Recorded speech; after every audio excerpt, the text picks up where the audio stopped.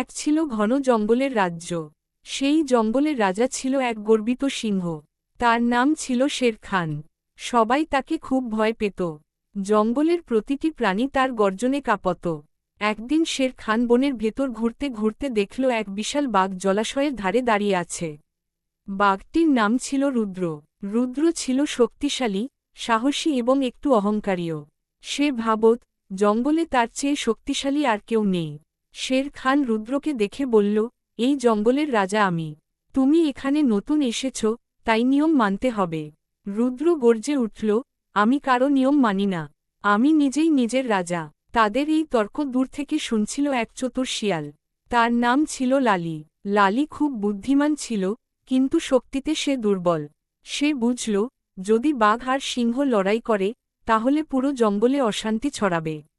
ছোট প্রাণীরা বিপদে পড়বে। পরদিন সকালে সিংহ আর বাঘ ঠিক করল, তারা শক্তি পরীক্ষার জন্য লড়াই করবে। জঙ্গলের প্রাণীরা ভয়ে কাঁপতে লাগল। তখন লালি একটা পরিকল্পনা করল।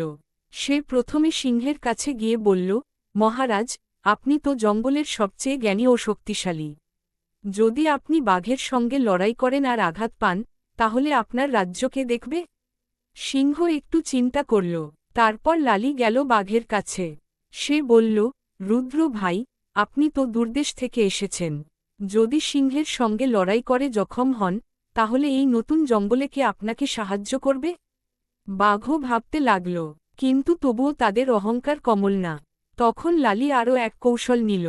সে জঙ্গলের সব ছোট প্রাণীদের একত্র করল এবং বলল, তোমরা সবাই যদি একসাথে অনুরোধ কর, তাহলে হয়তো তারা শান্ত হবে। সব প্রাণী মিলে সিংহ আর বাঘের সামনে এসে কাঁদতে কাঁদতে বলল, আপনারা যদি লড়াই করেন, তাহলে আমাদের বাসা ভেঙে যাবে, আমাদের বাচ্চারা বিপদে পড়বে।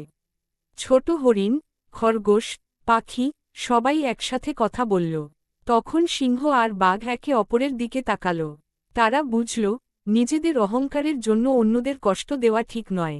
সিংহ বলল, আমি রাজা হতে চাই, কিন্তু প্রজাদের দুঃখ দিয়ে নয়। বাঘ বলল, আমিও শক্তিশালী হতে চাই, কিন্তু অকারণে যুদ্ধ করে নয়। তারা দুজনেই লড়াই বাতিল করল। লালি শিয়াল মুচকি হেসে বলল, সত্যিকারের শক্তি লড়াইয়ে নয়, শান্তিতে। সেদিন থেকে সিংহ, বাঘ আর শিয়াল মিলে জঙ্গলের দেখাশোনা করতে লাগল।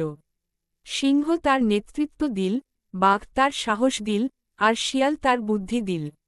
জঙ্গলে আবার শান্তি ফিরে এল। ছোট প্রাণীরা আনন্দে খেলতে লাগল। সবাই বুঝল, শক্তির চেয়ে বুদ্ধি আর ঐক্য অনেক বড়।